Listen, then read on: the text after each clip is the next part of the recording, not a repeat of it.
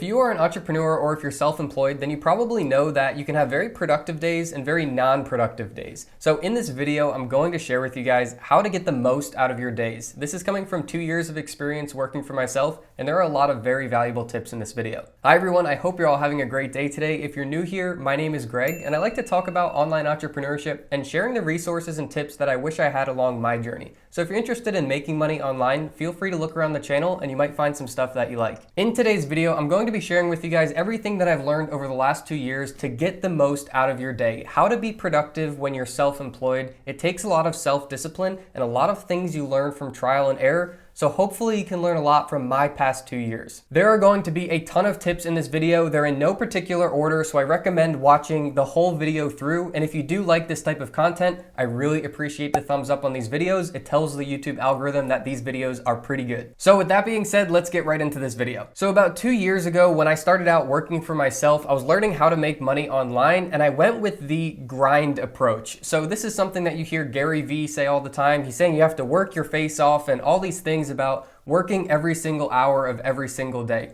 He says if you're not working 16-hour days, then are you even working? So being in my 20s and seeing this, I thought this was the way that you have to do it. And it made sense. I had the drive and I had the ambition. So I was working, no kidding, 10 to 16-hour days almost every single day for a year. Now, with that being said, I have a lot to report back to you. So if you are in this stage of grinding right now, or if you're thinking about getting into it, please listen to the next 30 seconds here. The long story short of what happened here over about a year's time frame was I worked all day, every day. I basically cut out everything that was social entertainment and only worked on the computer. The amount of screen time I spent behind the computer must have been astronomical over this time. And although I got a lot of things done and I did a lot of things over this year's time, there's definitely better ways to do it. One of the biggest drawbacks that comes with this grinding mentality and this lifestyle that goes with grinding is your health definitely suffers. After about a year of doing this, I had weird issues with my heart where I was just getting heart pain, and that was built up from tension and stress and anxiety that I was always working and I was always thinking about things, not taking days to just breathe and relax and come back to reality. And the second part is looking back on this grind mode that I was in, I would have done things way differently. I was working so hard all day, every day. But if I had stopped in the beginning and planned on how to do this, I could have been much more efficient. The best comparison I can make here to try to put this in perspective is as a new entrepreneur, you don't know the landscape. It's all pretty new to you. This is like someone who is in water and they need to get to a different place. So from island to island, let's give that as an example. And they just start swimming as hard as they can to get to the other island.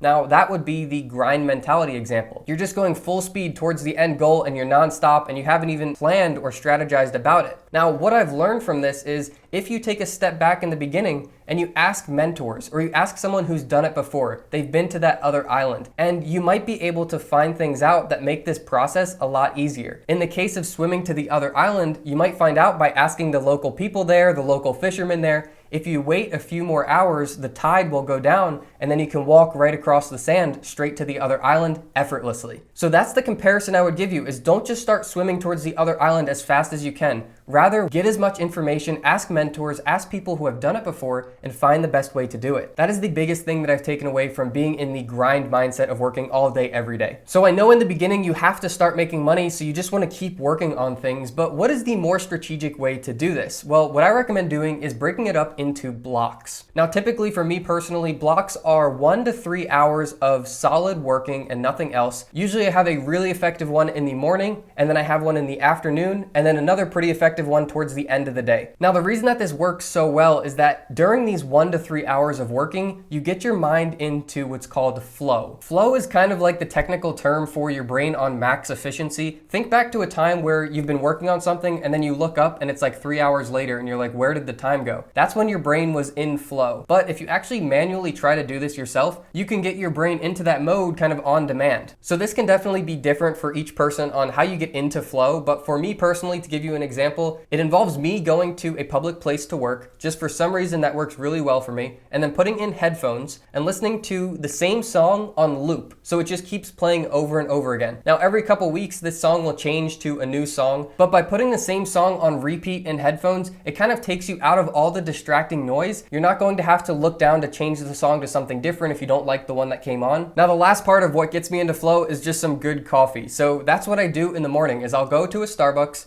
I'll put on my headphones and listen to the same song over and over again, and I'll get a coffee to drink. When I do that about 8, 9 a.m., I'm just instantly in flow, and I can work for 2 to 3 hours and get a ton of work done. This is obviously just what works for me, but I wanted to share that with you because it took me at least a year to figure out how I can get into flow, and it's these 3 things. So maybe they will work for you as well. So I recommend at least trying them out. But like I said, that's my morning 1 to 3 hour block. That's my most effective one. I get a ton of work done there. And then I'll typically take a break. I'll go outside, get some sun, and then I might come into an afternoon block. I'll go to a different Starbucks just to change up the location, and I'll work from there. And then once I'm done there, I'll take off there. That's not a very crucial block for me. Some days, if I just don't feel like doing any more work, I'll just completely skip the second block, and sometimes I'll add in the third block. So my third block is also another very productive one for myself, and that's from home. This is somewhere between 6, 7 o'clock to about 9 o'clock at night. And again, I get a ton of work knocked out then. So all I'm trying to say here is work when you're the most effective. Try to break it up into 1 to 3 hour blocks and get into flow when you're in these blocks. Now, with that said, even when I am doing these blocks and working efficiently, when I'm actively working and growing something, every about 2 to 3 months, I hit a burnout phase. And this is something that I've learned that is normal. Previously, I would hit this burnout phase where my mind just needs a break and I would force myself through it.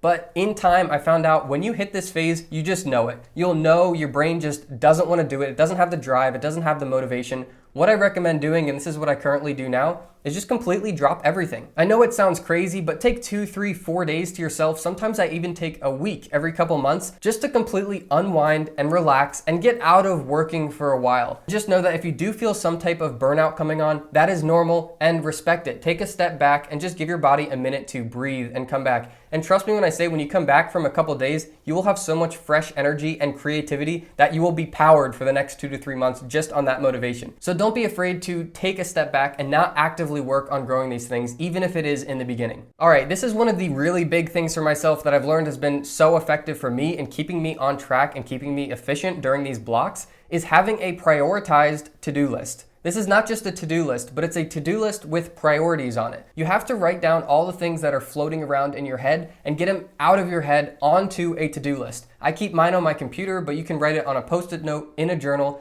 Just get all the different ideas and reminders that you have set for yourself and all the things that you're thinking about you have to do. Get them written down. My biggest piece of advice is to just get them out of your head. When they're in your head, you're spending brain power trying to remember what they are and what kind of priority they're supposed to be in. When you write them down on a to-do list, it frees up all that space and all that energy in your brain. This to-do list is going to change from time to time. You're going to have different goals and different projects that you're working on. But as long as you can get it out of your head and get it onto a to-do list, and have it prioritized on which goal you're working on and what the most important steps are towards that goal, you're going to have a lot more productive days. Now, a couple of tips that I wish I had known years ago and you can probably benefit from, especially as an entrepreneur, is that sleep is so important. You have to get a good 7, 8, 9 hours of sleep every night. Your brain can't be working at full power if you haven't slept the night before. And there's no way to make up for bad sleep. If you get a bad night's sleep, the next day is likely going to be shot. Your brain is going to be fried. It's not going to be working at full power. And it's not like you can just take a nap and make up for that bad night's sleep.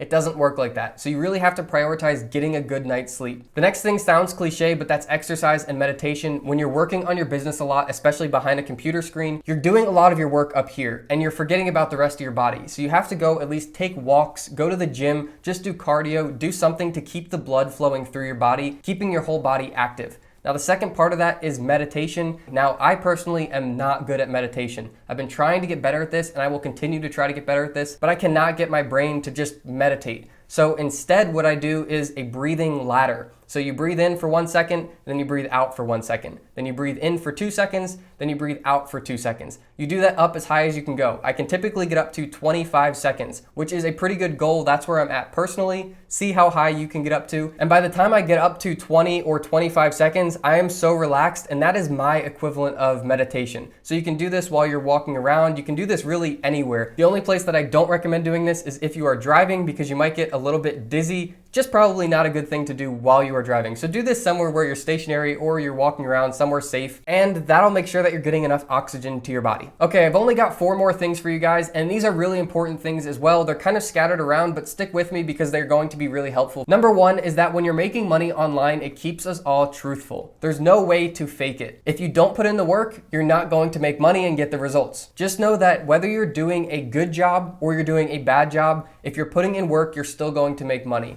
Now, Now, there's definitely better ways to do things that you will learn from a beginner to as you start doing them more often. You'll find out if you do it this way, it makes more money. It's just generally better ways. Those are the types of things I try to share with you guys on this channel. But nonetheless, if you're truly putting in the hard work, you will make money. If you are putting in work and not making money yet, just keep it up. Be consistent, be honest with yourself, and keep working hard, and then you will start to see the rewards. If this stuff were easy, everyone would do it. The best example I can give for you here is with affiliate marketing. It typically takes 35 weeks, which is 8 to 9 months, until you start getting a lot of traffic on your posts. Now, when you write these posts, you may make some dollars in the next coming months, but it is probably going to take you 8 to 9 months until you start making considerable income. So it's kind of the barrier to entry. If you really stick to it and you continue to put in all the work, you will make money down the road. You just have to trust it and be honest with yourself. Are you putting in the work? If so, you will be paid. Now, the only reason I can say this is because I've been there and I've done it, and that's why I'm trying to share these things with you. You kind of need someone who has been through it. Like I said, that local from getting from island to island. You need to ask someone who's been there already and see what it really takes and how it actually works. Some things in theory sound good, but it's not the same as when it's applied in the real world. So you have to know from real world experience what actually works and how it actually works. So just trust me when I say the amount of money that you make is directly proportionate to how much value you're delivering or how much work you're putting in. Okay, another one that I've just learned pretty recently is that it is okay to say no. There's a whole book that's basically about this, and it's called Essentialism. It was recommended to me from a friend, and it is a very good read. The moral of the story is when people are asking you to do different things, and you can say no to them, they're not going to look at you any differently. So if people are asking you to go out to the bar, to hang out with them, to do this, to do that, it's okay to say no. Even if someone's asking you to do them a favor, it is okay to say no, and they will respect that. They will find a different way or a different person to do it for you.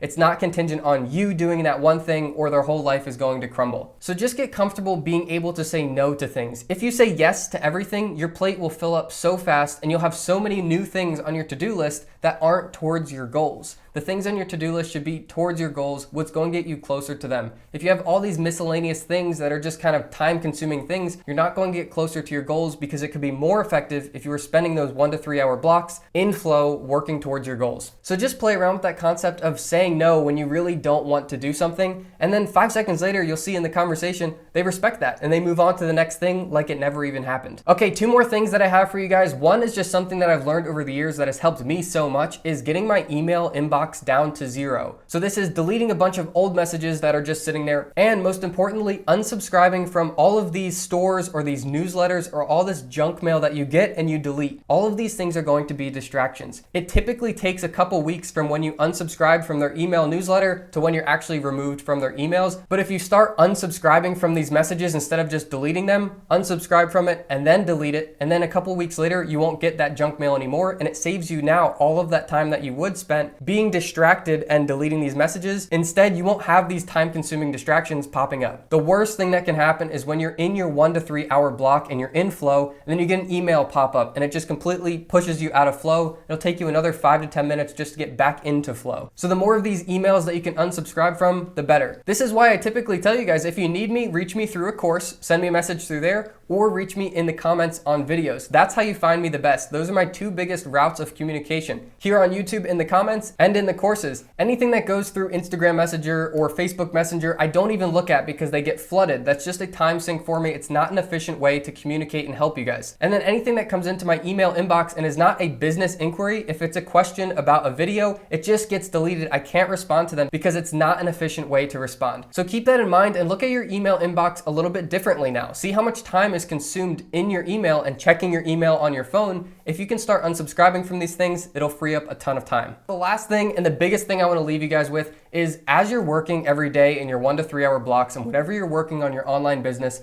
you have to be fearless and you have to be optimistic. These are 2 of the biggest problems that I see people having day to day. They're reaching out saying it's not working. I've been doing it for a month, it doesn't work. And I respond back, you have to be consistent. You have to keep doing it. Remember, you have to truly put in the hard work. Stay optimistic about it and be fearless. What I mean by be fearless is don't even think about how it could fail. If you start to think about what could go wrong, you will come up with a million different things that could possibly go wrong. And you'll be able to talk yourself out of not putting in any more work, and you'll eventually just quit. What I'm telling you to do is you have to be fearless. Don't even think about if it could fail, different ways it could fail. Don't even bring that into your mind. Just consistently put in good quality work and get it out there. In time, you will succeed. Anything that I'm sharing with you guys on this channel or any of the courses is from experience. I wouldn't guide you guys in the wrong direction. So you can take my advice and you can put the strategies that I share with you guys to work, and then work hard on it. They say you either control your mind or your mind controls you. If you let your mind start talking you out of things, it'll control you. If you control your mind, stay fearless, stay optimistic, and keep putting in good work, you will see the results. So guys, that's it for today. If you enjoyed this video, I really appreciate the thumbs up. Leave a comment if you have any questions.